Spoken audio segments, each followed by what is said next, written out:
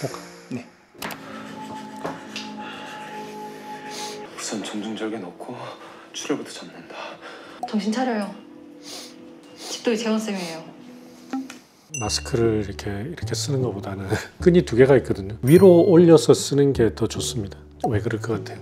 밑으로 하면 아래쪽이 이렇게 뜨거든요. 수술하다가도 재채기를 할 수가 있거든요. 그러면 그 의사 입에서 나오는 그 재채기가 밑으로가 차단이 완벽하게 되는 게 좋아요. 근데 지금 이렇게 보면 밑으로 이렇게 떠 있거든요. 근데 이거를 밑에서 위로 딱 올리면 밑이 완전히 밀착이 돼요. 그래서 그런 공기 흐름이 위로만 갑니다. 수술 시작하겠습니다. 예전에도 보면 인시전 넣을 때 칼을 다 이렇게 잡고 하더라고. 보통 이렇게 연필 잡듯이 잡아요. 이렇게. 그게 여러분도 한번 해보면 이게 더 섬세해요. 훨씬 더 깊이나 강도나 이런 걸 섬세하게 할 수가 있거든요. 그래서 원래는 이렇게 합니다. 다. 이 개방성 골절이네.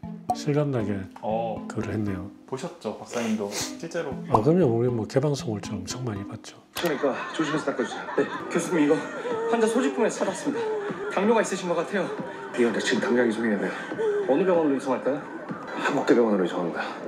일단 개방성 골절의 정의는 골절이 외부와 연결이 된 거잖아요. 그러니까 저거는 그냥 푹 튀어나왔으니까 뭐 말할 것도 없죠. 근데 분류를 하는데 타입 1, 2, 3 3에는 1A, 1B, 1C 이런 식으로 나누는데 뒤로 갈수록 힘이 크다라고 생각하면 돼요. 외상이 심하다. 그래서 뭐 상처의 크기에 따라서 또 이게 상처가 피부가 덮이느냐 안 덮이느냐 이런 거에 따라 가지고 또 골절이 분쇄 골절이냐 혈관에 손상이 있느냐 없느냐 이런 거 따라 가지고 쭉 분류를 하는데 지금 저거 봐서는 일단 그 상처 크기가 1cm 이상이죠, 그죠? 그럼 일단 1은 넘어선 거예요. 그리고 이렇게 탁 튀어나왔는데 그 연부 조직들이 비교적 괜찮아 보이거든요. 저는 들어가면은 연부 조직으로 뼈는 다 덮이는 그런 골절이기 때문에 완전 심한 정도는 아닌 거네요? 저거보다 더 심한 것도 있죠. 근데 이제 엑스레이 찍어봐야 되는데 분쇄가 좀 되어 있을 가능성이 있고 그다음에 혈관 손상까지는 아닌 것처럼 보이고 주요 혈관들이 같이 다치면 그거는 다리를 살리냐 마냐의 문제가 되는 거고 일단 뼈가 저렇게 푹 튀어나왔으니까 뼈 오염이 되게 심한 거거든요. 감염 처리만 잘하면 괜찮을 것 같아요.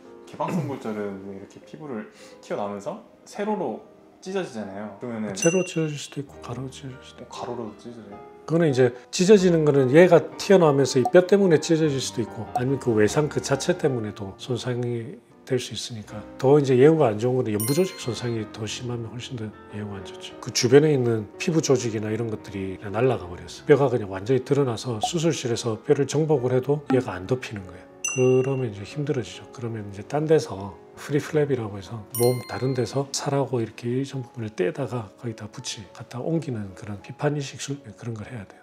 마지막 생존자입니다. 출혈이 너무 심한데 가망이 있을까요? 가능성이 더 큰 환자부터 수술해야 하지 않을까요? 이 환자 다른 병원으로. 이 환자 저 안에 못 살립니다. 이 환자도 한국대병원으로 갑니다. 세안정어도 살려야죠. 다른 대학 교수 너무 무시하는 거 아니에요? 아이고 이게 누구야? 우리 생명의 은인 백강익 교수님 아니신가? 정형외과 교수님 섭외 가능한가? 수술 중인 걸 레지던트. 아니 레지던트는 안 돼. 저는 레지던트를 할 수가 없는. 일단 레지던트는 그래도 이제 교육받는 입장이니까 주도적으로 하기는 힘들죠. 보통 교수들이 다 하고 뭐 어떤 경우는 이제 펠로싱이 하는 경우도 있고 이제 전공의 같은 경우에는 주로 이제 교수의 가이드 아래에서 이렇게 이제 배우면서 이렇게 하는 정도죠. 그러면 펠로우도 하지 못하는 어떤 강도의 정형외과 수술이 있나요? 아니 그러니까 정형외과 안에서도 모든 분야에서도 이게 있잖아요. 깊이가 있잖아요. 펠로우는 이제 전문의를 따고 세부 전공을 시작하면서 이제 배우는 입장이니까 어려운 걸 잘 하기는 힘들죠. 골절, 연장. 아니 골절도 뭐 다양하니까.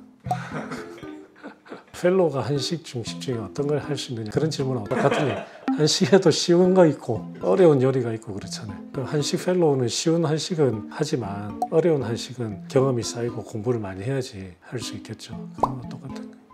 회복할 거예요. 잘 잡고 있어. 하나? 이렇게도 하는 사람 있나 보네. 네, 저는 지금 한국대병원 앞에 나와 있습니다. 이곳에선 부상이 특히 심한 중증 외상 환자 3명이 응급수술 중입니다. 세 환자 모두 촌각을 다투는 상태로 여기서 지금 보이는 저 정도면 안 덮일 것 같으네. 정형외과 개방성 골절 심할 때는 일단은 외고정으로 해야 돼요. 외고정. 그거 가지고 일단 상황이 안정화되면 그 다음에 뭐 속으로 하든지 이렇게 나 백강현인데 수술실 같은 데가 없어. 필요하나 피? 거두 주세요. 저봐 저거 아직도 장갑막에서 헤매고 있네. 그 잘린 거 싹 다 지지고 들어가면 되잖아. 이로 잘 봐. 지방 조직 뚫고 혈관 보이면 이런 식으로 상처 부위에서 1cm 내려먹어야 돼. 그래서 외상이 어려운 게 어떤 수술이든지 딱 정형화되지 않은 그런 부분들이 항상 있긴 한데 외상은 그런 면에서 되게 별의별 상황이 다 생겨요. 그러다 보니까 머리를 창조적으로 써야 될 상황들이 아주 그런 많은 분야 중에 하나는. 정형외과도 그런데 이제 다른 복부 손상 이런 데도 마찬가지일 거예요. 교수님, EKG 늘어집니다. 고도블로 뛰어, 빨리! 고도블로 공간 수술실 25번. 교수님 어디 가세요? 리듬 돌아왔습니다. 다른 문제가 있겠지. 다리 때문에 뭐 심정지가 올 이유는 없고. 당뇨 외에 다른 기저질환 없다 그랬지? 네. 산소 풀어주고 헤파린 로딩 시작해. 저 백 교수 지금 상황 설명을 좀. 뼈 안에 기름이 차 있잖아요. 근데 그 뼈가 부러지면서 정맥으로 흘러 들어갈 거잖아요. 그럼 그게 우심막 우심줄을 거쳐서 폐동맥을 틀어막으면서 폐색전증이 일어나는 거잖아. 세츄레이션 올라갑니다. 고민 농협 말이 되나요? 아니 생길 수 있어요. 생길 수는 있는데 너무 드라마틱해서. 색전증이 일단 호흡 관련인가요? 폐색전증은 폐동맥에 가서 뭐 혈전이든 이런 것들이 딱 막으면서 차단이 되는 거죠. 서든 데스의 원인입니다. 그래서 어떤 수술이든지 생길 수가 있는데 뼈 수술 같은 경우에는 특히 이제 고령이거나 그러면은 지방에 가서 막을 수도 있죠. 뼈 속에 지방이 많으니까. 그런 걸 또 특히 지방색전증이라고 해요. 저는 의사 생활하면서 수술 후에 폐색전증 생긴 분을 딱 한 번 봤어요.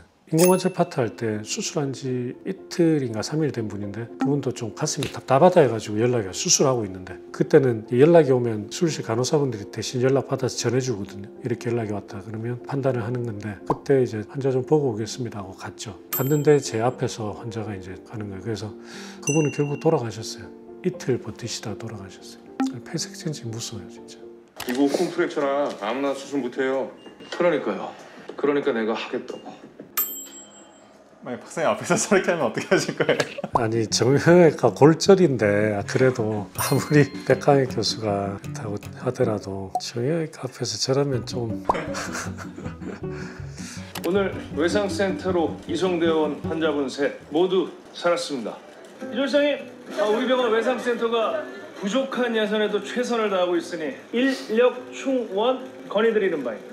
원장님과 사람들 그렇죠. 최조원 원장님 부탁드리겠습니다. 백강혁 이렇게 나오시겠다. 이 개방성 골절이 되면 여기에 감염이 된다는 사실을 알게 된 게 그렇게 오래되지 않아요. 그게 한 19세기 중반쯤에 그걸 알게 됐거든요. 우리가 어떤 수술을 안전하게 하는 데 있어서 세 가지 요건이 뭐일 것 같아요. 다리 수술을 한다 치면. 박사님이 늘 말씀하시는 감염, 그렇죠. 감염, 대건, 땡. 땡이에요. 세 가지 요건. 마취가 돼야 되잖아요. 그 다음에 또 하나는 출혈 컨트롤. 이 외과가 발달하기 전에 제일 많이 하던 게 절단 수술이었죠. 절단을 할 때 마취도 안 되고 출혈 컨트롤도 안 되고 세균 조절도 안 되던 시절이 있었어요. 그러면 그때 다리를 자르면 어떨 것 같아요? 감염되기도 전에 죽어요. 일단 극심한 통증, 그 다음에 제일 많은 거는 출혈이겠죠. 잘랐는데 그 안에 있는 그 수많은 혈관들 묶거나 이런 컨트롤하지 못하고 하면은 그냥 수술 중에 죽겠죠. 운 좋게 살아남았다더라도 이제 감염이 돼서 죽고 그랬던 거예요. 근데 그 세 개 중에 제일 먼저 해결된 게 출혈 컨트롤이에요. 우리 지금 정형외과에서 쓰는 뉴마틱 토니켓실에서 공기압으로 다리 혈류를 일시적으로 차단합니다. 수술할 때. 거의 무혈 수술 비슷하게 할 수 있어요. 그런 토니켓의 아주 초기 버전으로 나왔던 게 기억이 정확한지 모르겠는데 17세기 정도예요. 프랑스 외과 의사가 그걸 처음으로 만들었어요. 그 다음에 19세기에 처음으로 이제 마취라는 걸 이제 시도를 하게 되거든요. 이 무균이 제일 마지막이에요. 무균 수술법을 처음 만든 사람이 누구냐면 조지프 리스터라고 하는 영국 외과 의사거든요. 자기 수술을 하는데 사망률이 떨어지질 않는 거예요. 골절이 돼서 왔을 때 상처가 났으면은 뭔가 이게 썩어가지고 환자 다리를 잘라야 되는 결국 그 코스로 간다는 건 아는데 그 이유를 몰랐던 거예요. 근데 그걸 알게 된 게 이 당시에 파스텔을 알죠? 파스텔. 예. 파스테르가 뭘로 알아요? 우유. 파스테르가 뭘로 유명한 과학자입니까? 유산균. 그렇지. 맞아요. 아니 유산균이 아니라 균의 존재를 입증을 했잖아요, 이분이. 그러니까 이 파스테르가 고기를 삶아가지고 뚜껑을 딱 밀봉을 시켜놓으니까 고기가 안 썩는데 뚜껑을 딱 여니까 고기가 금방 이제 썩어버리는 거죠. 그래서 파스텔 공기 중에 뭐가 있다. 그래서 그게 균이다라고 하는 거를 처음으로 파스테르가 밝혀내거든요. 근데 그거를 리스터의 동료 교수가 프랑스에 그 파스테르라고 하는 과학자가 있는데 이 사람이 이런 실험을 했대. 그러니까 리스터가 그러면 이것도 균 때문에 그런 거구나라고 이제 생각을 한 거죠. 이거 어떻게 균을 죽이지 생각을 하다가 마침 그때 영국에서 하수구 처리하는 거에다가 페놀을 이제 쓰기 시작했대요. 석탄산. 그게 굉장히 독성이 강한 소독약이거든요. 그래서 이 리스터 생각에 저거 하수구 소독할 정도면 다리도 되겠네. 그렇게 해가지고 꼬맹이 하나가 개방성 골절로 왔어요. 이번에는 페놀을 헝겊에다 묻혀가지고 그걸로 덮어놨어요. 그럼 며칠 딱 열어봤는데 너무 깨끗한 거예요. 그래가지고 결국 이 리스터라는 분이 그 다음부터는 모든 수술 기구도 페놀로 다 소독하고 손도 페놀로 닦고 이 수술 부위도 다 닦고 심지어는 그때 이제 공기통해서 감염이 된다고 생각을 했으니까 그 페놀을 분무기로 쫙 뿌리면서 페놀의 안개 속에서 수술을 했대. 그래서 결국 이런 무균수술법을 정립을 해서 외과 의사로는 처음으로 영국에서 자기를 받았대. 기사 자기를. 그래서 어쨌든 무균 개념의 발전이 이렇게 된 거예요. 그래서 개방성 골절도 1800년대 중반 정도부터 이 균의 개념이 이렇게 이제 정착이 된 거죠. 그때만 태어났어도 우리가 길 가다가 마차 피하다가 넘어졌는데 개방성 골절이 됐다. 시름시름 앓다가 다리 자른 수술하다가 가는 거죠. 지금 이제 시대가 많이 바뀌어서 우리가 이런 중증 외상이나 굉장히 심한 질병이나 이런 것들을 잘 고치잖아요. 오늘 본 이런 백강혁 교수라든지 이런 치료를 하는 사람들이 우리의 사회를 유지하는 데 있어서 필수적인 사람들인 거예요. 백강혁 교수 같은 사람이 만약에 있다라고 하면은 진짜 지원을 해줘야 맞지 않나. 근데 이런 이제 여기서는 백강혁 교수 같이 이런 올마이티한 스타 의사를 표현했지만 현실에서는 지금 이제 워낙 세분화돼 있으니까 저렇게 하기는 거의 불가능한 이야기고 세부의 전문가들 있잖아요. 그 전문가들을 우리가 필요한 만큼 유지를 해야 된다는. 제가 이제 이 이야기를 하는 이유가 정말 중요한 분야에서 일하는 사람들이 자꾸 지금 이제 그쪽을 안 하려고 하고 그쪽 하다가도 떠나려고 하는 그런 이제 분위기나 어떤 환경들이 만들어지면 안 된다는 이야기. 그러면 우리 대한민국이라고 하는 이 커뮤니티가 위기에 처했을 때 그 대가를 치르게 되는 거죠. 우리가 살 수 있는 상황에서도 죽게 되고 그런 것들을 당연하게 여기게 되는 환경 속에서 그냥 그러려니 하고 살게 된다는 이야기죠. 그렇게 되지 않도록 필수적인 이런 분들을 잘 유지를 하게끔 하는 그런 환경을 만드는 게 중요하다 생각을 합니다.